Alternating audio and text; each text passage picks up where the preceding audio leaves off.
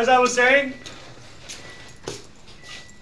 there is only a movie on Tuesday, not Wednesday, because Wednesday is open house for incoming freshmen. The Unit 6 plan is still posted. There's one small change for Tuesday next week. I've added an assignment. I'll talk about that in a minute. Remember that your bills are due this Friday. Does anybody still need help finding their car lot groups? Anybody know Brumman's group? Can you please cut her into the group text or whatever? Anybody else need help? Yes? I don't need help, but is the water bill also due? In February. Anybody else? Let's talk about that solar house model. I have a typically rambling explanation for this. Yeah. Your microwave is beeping. Thanks. I appreciate that. I'm just going to let it steam. Microwaves are really bad with frozen foods. You know, they keep the outside, not the inside. And I think about bean, rice, and cheese burrito. Why don't you just make it The heat kind of soaks in, so when the outside's all scalding and the inside is frozen, straight out of the microwave, you don't want to eat a microwave burrito. But I have found in my 40 years that you leave it like 5 or 10 minutes and the heat kind of dissipates and makes it tepid and gross. And then you go back 30 seconds, top it off. All right. Here comes my rambling, incoherent story about solar houses.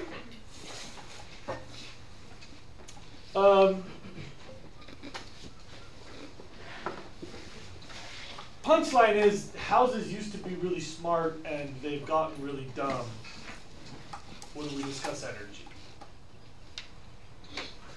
So like, teepees are designed to shed heat and draw in cool air during the hottest parts of the year. Caves are a good place to live because you don't have to waste a lot of energy heating or cooling them. Mission era adobe construction was extremely energy efficient.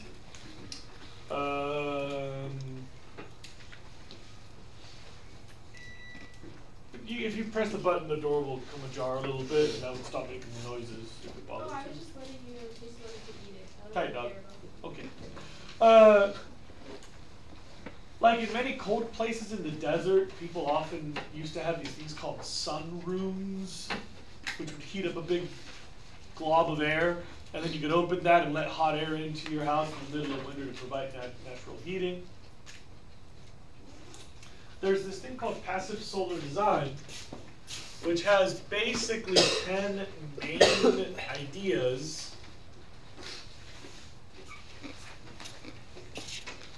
which used to be all home design. Most old houses are actually, by coincidence, just anyway, passive solar houses. Houses that do the right stuff, please look up. In winter, they heat up quickly during the day and trap that heat all night. In summer, they have minimal heat gain because you're already pretty warm, and then they drop all that heat at night.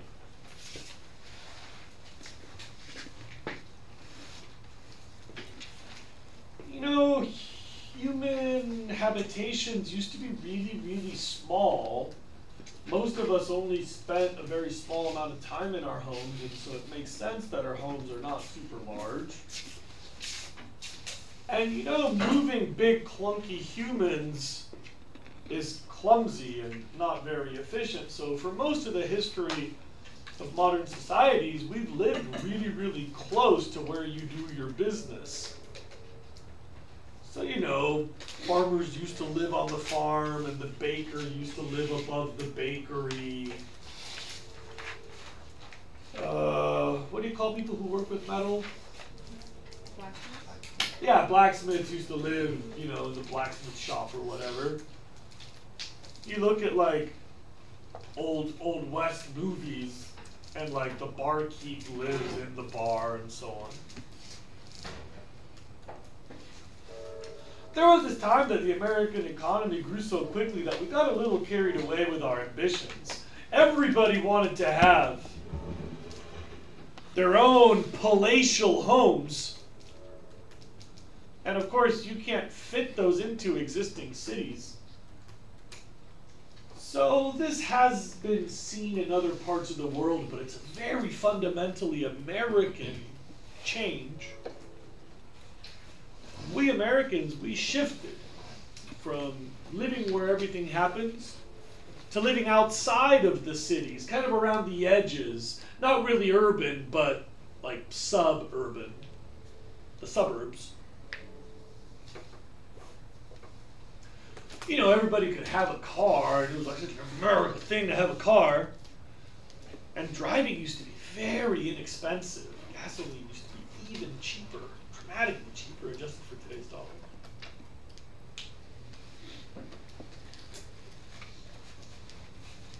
So why not just go a little further from the city, build yourself a palace.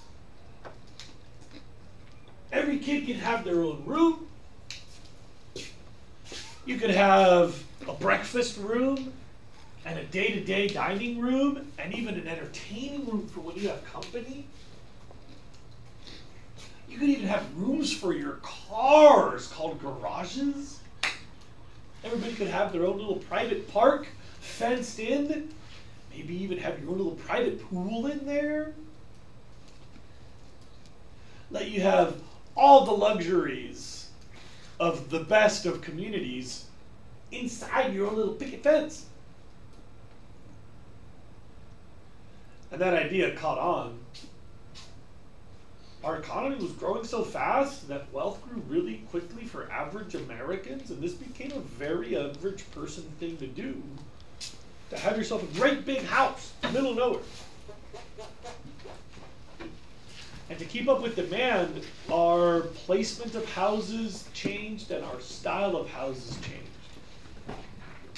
We stopped making smart houses that could do this on their own, and we basically made dumb houses that need a lot of natural gas in the winter to do something like this, and a bunch of electricity in the summer to do something like this.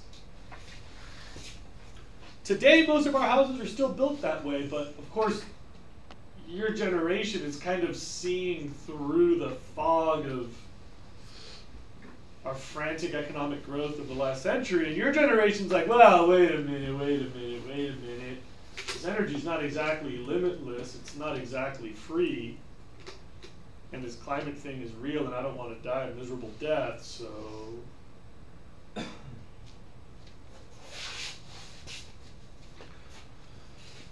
What if we built houses that use sunlight to heat up? Check out this one. Would you please hit the lights? Look, it's cloudy outside, but can you all tell that the light is hitting the opposite wall? That's obvious to everybody? Yeah. What season is this? Winter. When the sun is low, our building is designed to capture sunlight. You're on a concrete foundation, and the original tiles in this room were much darker. So, the design of this, look, awning over here. Actually, that's an eave. But anyway, the eave right there. Look at the location of the windows. Look at the orientation. We face south where the sun is.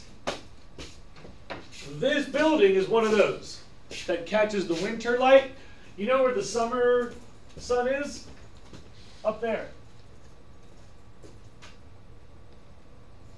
Which means that in the summer, this building shades this wall. At this time, 6 months from now, you'd have no direct light in the room. Thank you, Fred.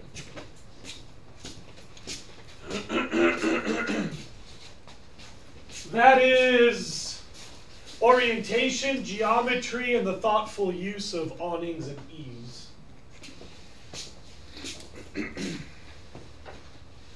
You can measure, you know, our building rotted, like somebody wasn't maintaining the something. And so we had to cut off like 3 or 4 inches. But before then, check this out. Look at where my feet are, the threshold of this door.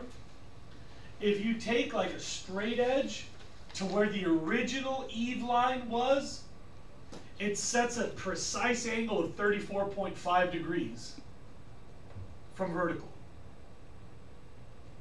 Which is precisely what you need, because we're at 34.5 degrees latitude on Earth, which means that's exactly where the summer sun is. So on the sunniest day of the year, no sunlight hits this wall. Isn't that tight? Like your house and my house, probably nobody thought about that. My house was built when we told architects, you know, don't worry about it. We got electricity, we got gas. Just we'll heat it up, cool it down. Coincidentally, my house, you know, did I tell you all that I remodeled my house a couple years ago? We bought a fixer-upper when my wife had cancer, so we'd have something to distract ourselves with other than treatment. So I bought this beater old house, and we basically just like rebuilt the whole thing. When I was tearing apart all the walls and stuff, it had almost no insulation. Most of the walls have no insulation in my house. How does it even make sense? Like, don't worry about it. Just live inside of a Tupperware, and then we'll just add heat when you need heat. We'll add cold when you need cold. Don't worry about it. Easy money. It probably seemed like a waste to put insulation in that house. My house was built in like 64, 58, somewhere in that period. 62 probably. So.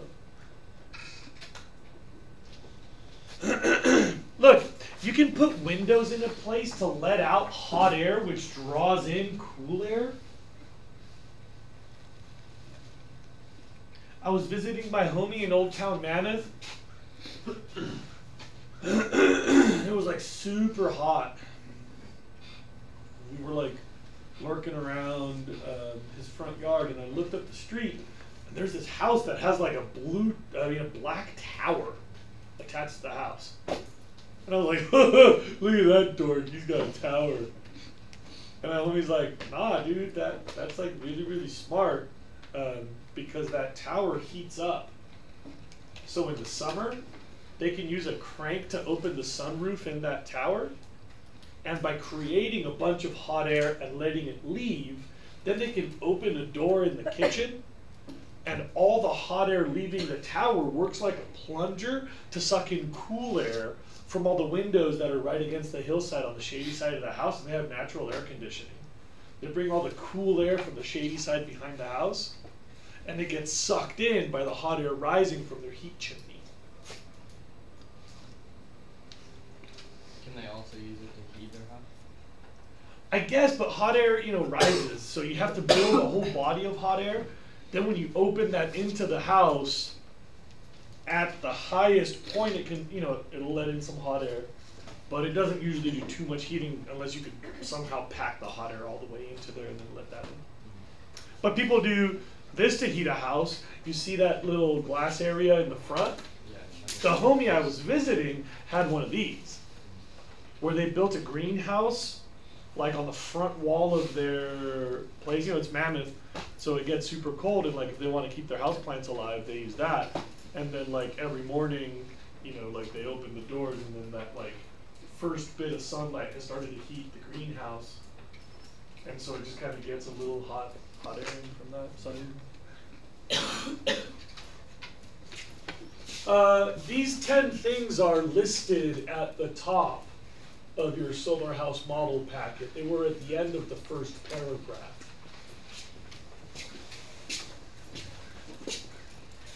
I'll give you a week and a day to explain all 10 of them on paper in your own handwriting with a normal heading. This is part of your solar house buildup.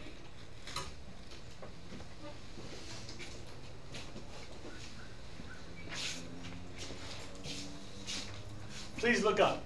There are materials that stay hot when heated or cool when cooled, like the Adobe of the Mission, if you've ever been in there. Like it's super, super, super nice and cool in the summer and super, super nice and cozy in the winter because it has what's called thermal mass. Once you get it hot, it stays hot. When you get it cool, it stays cool.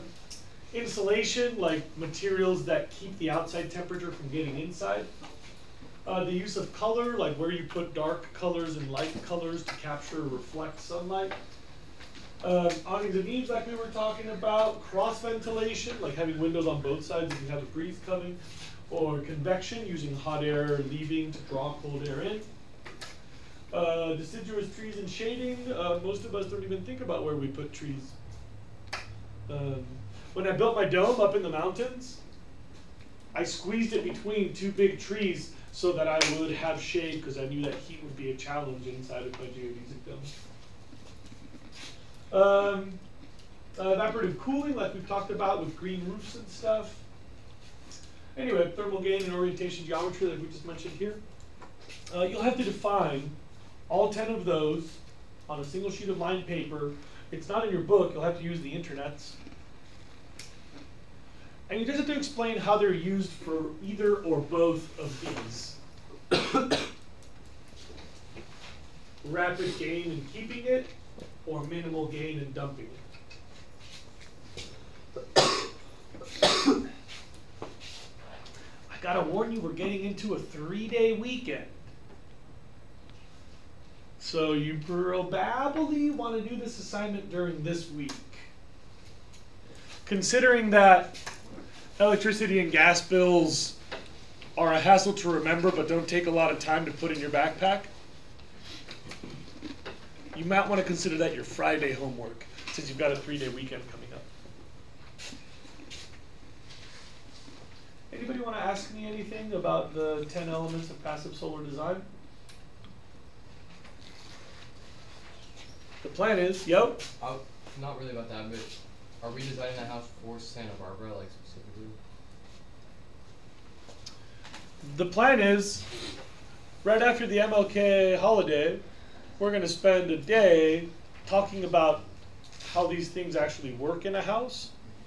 Then, Monday after that, you'll get your seating chart, you'll make your solar house model groups, and you'll use your notes to start sketching up your first draft of the solar house plans. And after we talk about those, you'll turn in your final draft of your solar house plans sometime at the end of this unit.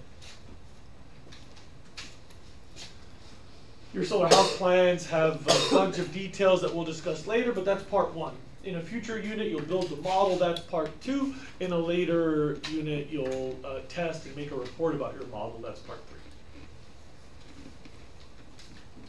3. Anybody want to ask me anything about the solar house assignment? Yes? Can you explain a little bit more like the gaining heat really fast and losing it, like what you mean to that? Sure, you know that in winter it is generally cold. So you'd like a house that picks up heat from all that available sunlight and then keeps it as long as possible overnight. So you gain and keep your heat in winter. Summer's already hot enough, actually heat becomes a problem. So in summer, you want a house with minimal gain of heat and rapid loss as soon as night cools off.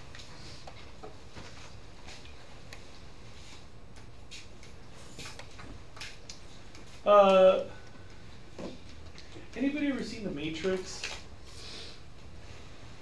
I believe there's a scene where they're going into the Matrix and they need guns. Was it guns that they were looking for? So they're like in a white landscape. I believe it's Keanu Reeves' character is in like a white landscape. Like, we need guns, like all these racks of guns go past.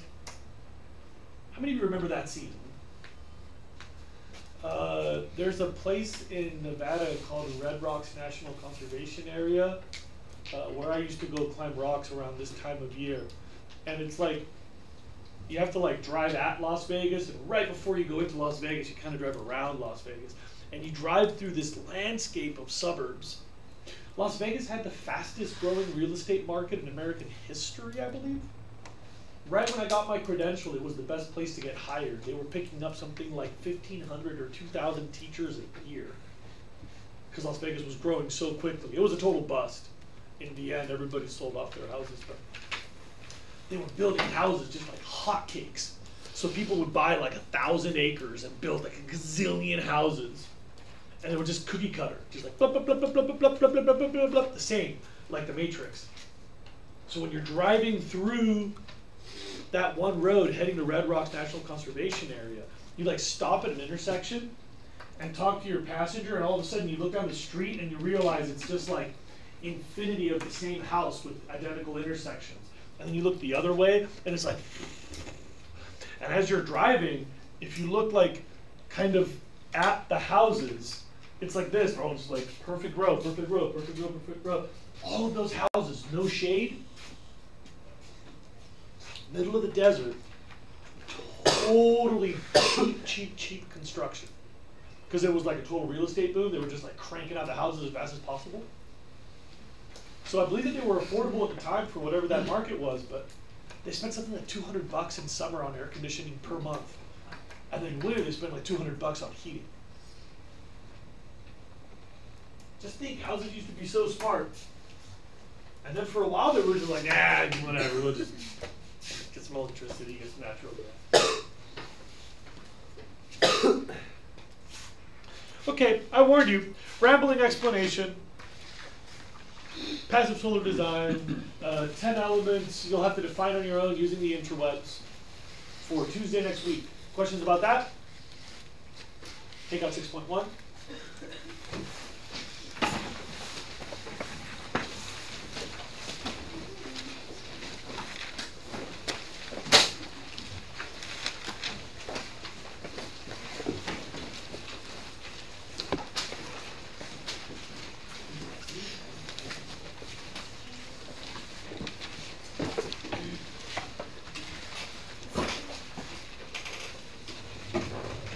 How many of you have already had physics? That's great. Okay.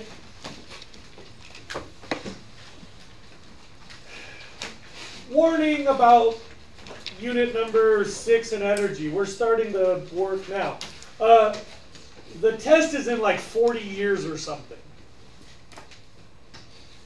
And you've got like 4 chapters in this unit. There's a lot of details. It gets really nitty-gritty. When we talk about like alternative energy, and we talk about how the different power plants work, and we'll talk about like nuclear energy and nuclear chemistry. The things that we're discussing now will seem like a different lifetime. And the energy unit has always straddled the semesters, and it's always been a problem for all of my students. So I'm just giving you the same warning I always have for all these years. Trust me, because I know. You'll want to take really good notes on these basics at the beginning so that it's still useful to use 6 weeks from now or whatever. Yeah? Why did you say that before we took the notes? Hurt your neck? No? I'm like, honey.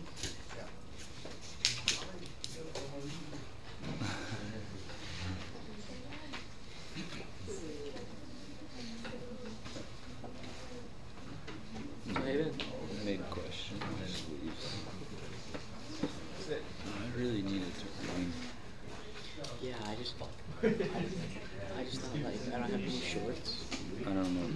Shorts, shirt, cleats. Actually, Hey Nick, do you have athletic shorts in your locker? No, like this whole. yeah. Nick, do you have extra shorts? Why are we hitting? We might have practice. Oh no, we screened today. Oh, that's gonna be bad news. We're not screened. My dad would just drop it off. Okay, look, I call this short. No, they won't. They won't. Hey, Hey, I called him. I got him. Nick, I got him. I'll make it. Back towards his last year, then fold them up. Maybe I'll pull up my socks really high.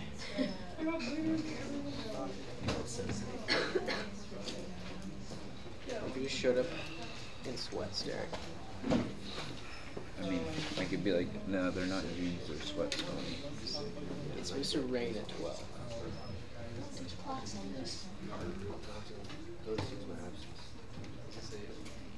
He's pretty down. He's like athlete, you know? What class are you ditching?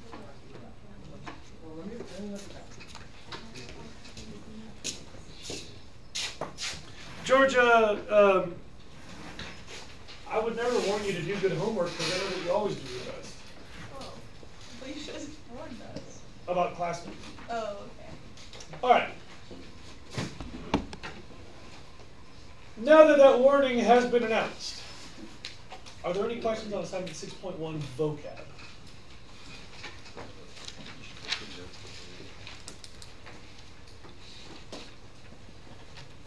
Yes. Natural gas combined cycle power plant. These are power plants that produce electricity in two ways. Usually, natural gas combustion to make steam and another. So like wind and natural gas combined, or tidal natural gas combined. So they've got natural gas to keep it up when production from other sources starts to go down. What else? Still waiting, you don't ask, I don't tell. Okay, fine. Oh, yes? For like natural gas, fuel, and coal and that kind of thing, is it usually for steam or is it for an engine pistons? Like when you're creating Steam. power, is it almost always steam? Electricity, you mean? Yeah, It's 100% steam. other than like generators. Yeah, I mean, generators are not power plants. Power plants don't work from heat engines, they work from heat converted to steam. Spinning a turbine and steam, pressurized steam. Anybody else? Work. What? Work. Force over space, is that right? I gotta check my notes on that, nobody's asked me that question in years.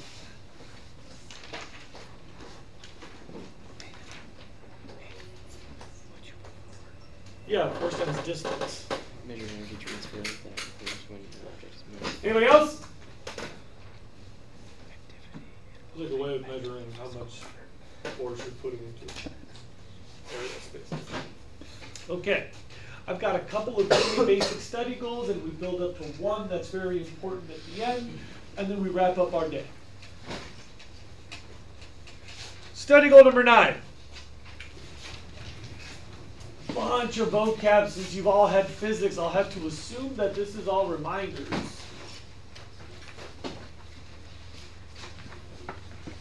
So if I throw this at Georgia, it has kinetic energy. If I light it on fire, I release the chemical energy because it's got chemical bonds that are broken when I fire to it. Now this has potential energy because if I were to let it go, it's going to drop. At some point, energy conversations, I don't know about you, for me get kind of trippy. Like now this has more energy, but that's the same stupid eraser. And like I don't even have to touch the eraser, watch this. Now it has more energy. So energy is just about situational spatial relationships, and that just kind of seems like we're wasting time discussing all of this, but just saying that those basic terms are really common on the College Board. Can I help anybody with any of them?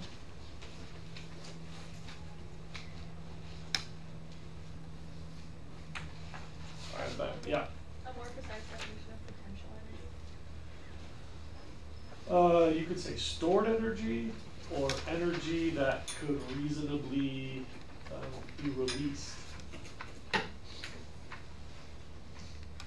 I don't know if that's more precise. That's just my way of saying it. You're both might have a better one. Anyone else? Basics on number 9? Fine. If you look at number 10, what is high quality energy? As opposed to low quality?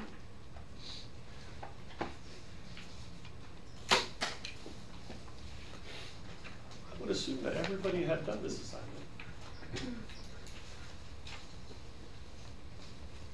Yeah? Quality has to do with like how much of the energy can be converted to work, right? Yeah. So in other words, what can you actually do with that energy? We say high quality energy can do a lot. And that's actually a pretty reasonable way of explaining it. Low quality energy cannot do very much at all. So like the heat rising off of a human, that's real energy, but that's not terribly useful. You can't fry an egg, heat a house, make glass bottles, forge an anvil. You really can't do it. That's real energy, but that's low quality because it can't really do much. Natural gas, that's high quality. That can do a lot.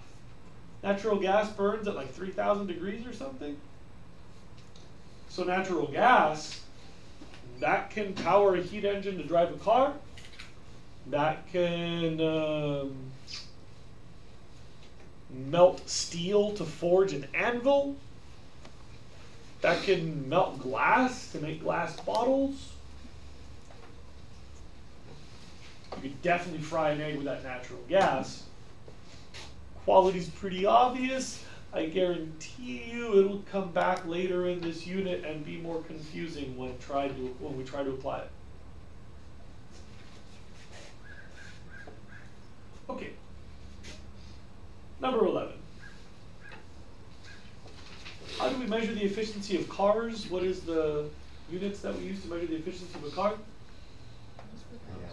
Miles per gallon. Please look up.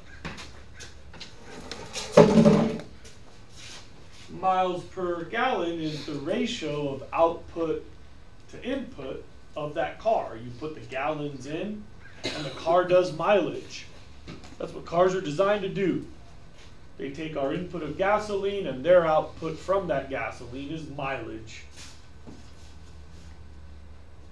This is the part where everybody goes, yeah, I get it, but in a minute you're going to need some notes, so I would recommend that you double check on number 11. Miles per gallon is a ratio of output to input.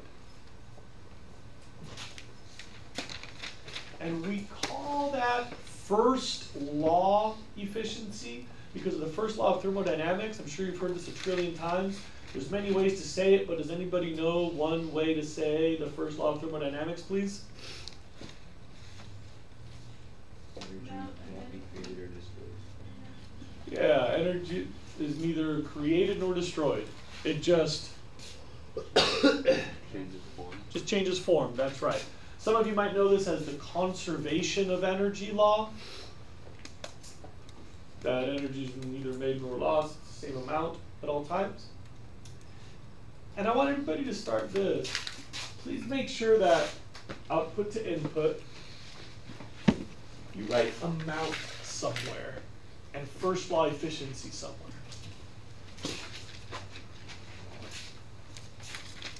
The first law efficiency is about the amount of energy, the ratio of output to input. Are we getting enough out of the system that we put energy into? First law efficiency, the amounts. Like the amount of energy is not going up, it's not going down, neither made nor lost, it just changes form.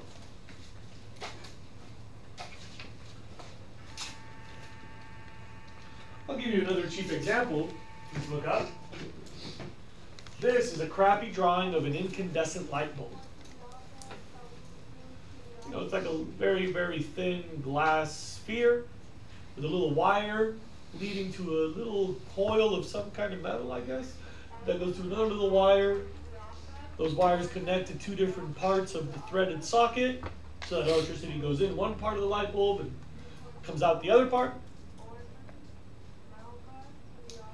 And that little coil has very, very, very high electrical resistivity. Electricity hates going through that coil. It does make it through, but just barely. Most of that electricity is excitement that cannot get through the wire, so it just dissipates. as heat, but it makes a lot of heat. So much heat that the coil starts to glow. This is how a light bulb works.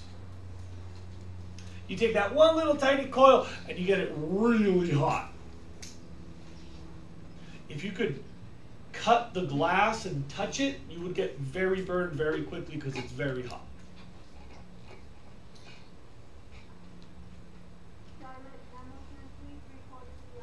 Charlotte Hamilton, please report to the office. Imagine living right in the middle there. Okay. Notice, of 100 units of electricity that go into that light bulb, almost all of it heats up that cable, which is what makes it glow. And if you measure the light energy, you're getting about 5 units of light out of that light bulb. 95% of that energy just becomes heat. So, light bulbs have a 5% output to input efficiency. They're very bad at being light bulbs. Anybody know what they're really good at? Yeah, they're great heaters. Thus, easy bake ovens. You all know that easy bake ovens use a light bulb as the heat source? Or at least they did back in the days. That's still, how many of you had easy bake ovens? This is like the 3rd period in a row. I cannot believe. I thought they were like 1950s, like training women for domestic servitude toys. They still make them. They still make them Yeah, apparently. yeah, they're just better now. They're not shaped like a new stove. But they still operate on a light bulb. Yeah. Yeah. Here's the part that trips me out. Side story. You all know I have children. In my opinion, when you have children, it's like the mall just barfs into your house every day. Like, I don't have to buy my kids anything, and I'm constantly drowning in kid crap. It's all just cheap plastic junk. And somehow, my kids have never had an easy bake oven. They've never been offered, never been given an easy bake oven. I'm very surprised by that. I thought that they were completely extinct. But then I found out today that kids in your generation actually have had easy bake ovens. How many of you have seen one? Like with your own 2 eyes? That's amazing. You can go to like Walmart and just look for easy bake oven. You can probably I am so shocked. Like Legos are still around. I remember Legos. Legos are still here. I'm aware that they're still here. But easy bake ovens, I remember, I was not aware that they're still here. I thought they were completely extinct. Anyway, please look up. Light bulbs make a great heat source, but a really crappy light source. That's why incandescent bulbs are mostly donezo today, and we've switched to fluorescence or compact fluorescence or LEDs. Which, given the same input, would give you much more light output. They're more efficient in first law terms because the amount of electricity goes in makes a bigger amount of light. So we get more of the output that we want from the same input. Okay. So far so good, right? Easy, easy, easy, boring, boring, boring. What's the second law of thermodynamics? Yeah. The more you use energy, the more the quality goes down. Sort of. Pretty close. You're not wrong, but that may not be the best way to get where I wanted to go. So what's another way of saying that? Yeah? You can never have a perfect efficiency. You can never have a perfect efficiency because energy naturally lowers in, like, what's it called? and it's Every time it changes form, some of it dissipates its heat. right. At every energy transaction, quality is lost. Some amount of energy is lost as heat. So you all understand that sunlight makes lettuce that I eat. I store that energy and I use that energy to punch Georgia in the face. And basically I'm punching her with sunlight. But in every one of those transformations, some amount of energy was being lost as heat. In other words, there was like a step down in quality at every one of those. Or sure, you can make sunlight into stored chemical energy, but you've lost some as heat in the plant. And then Jose can eat the plant and make stored energy in Jose, but some amount of energy is lost as heat in me digesting that food. And when I use my stored energy to make muscle energy, sure, I can change those energy forms, but I'm also dissipating heat. So some of that sunlight punching Georgia has been lost as heat in the plant, or heat in my digestion, or heat in my muscle activity. Please look up. If the first law is about amounts, the second law is about quality of energy. So if the second law is about quality of energy, what would be second law efficiency?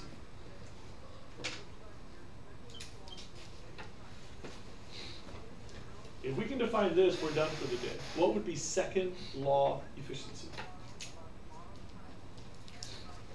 Yeah.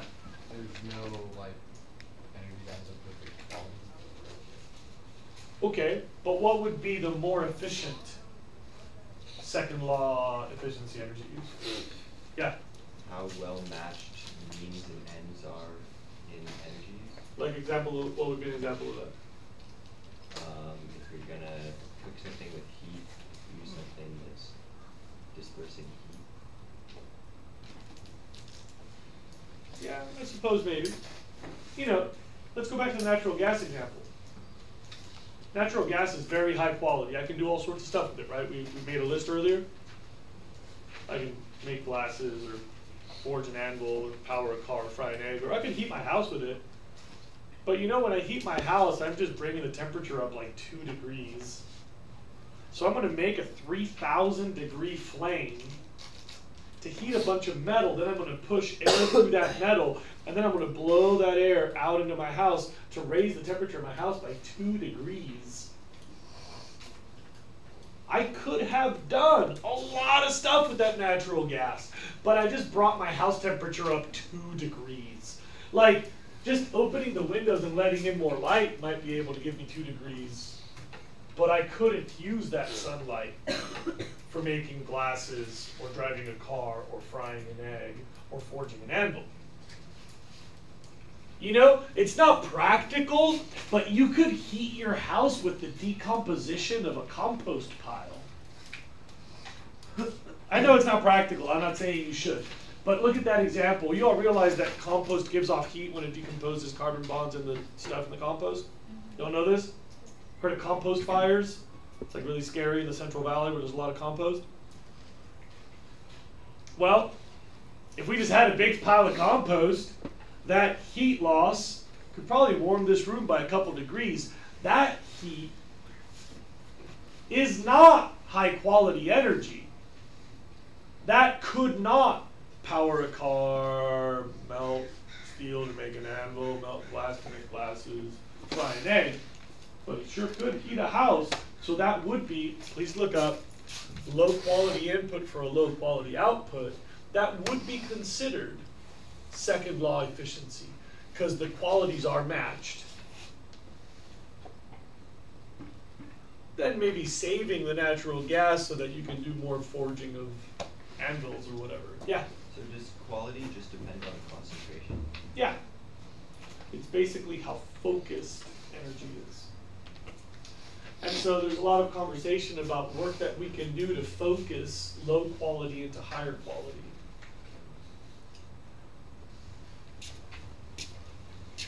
Okay. I am available for questions if there are any on these little parts, right up to number 11. If not, we can stop the tape, please. Is the screen off, Claire? I'm assuming that the screen is off. Oh, there we go. And we've got 5 minutes, 4 minutes.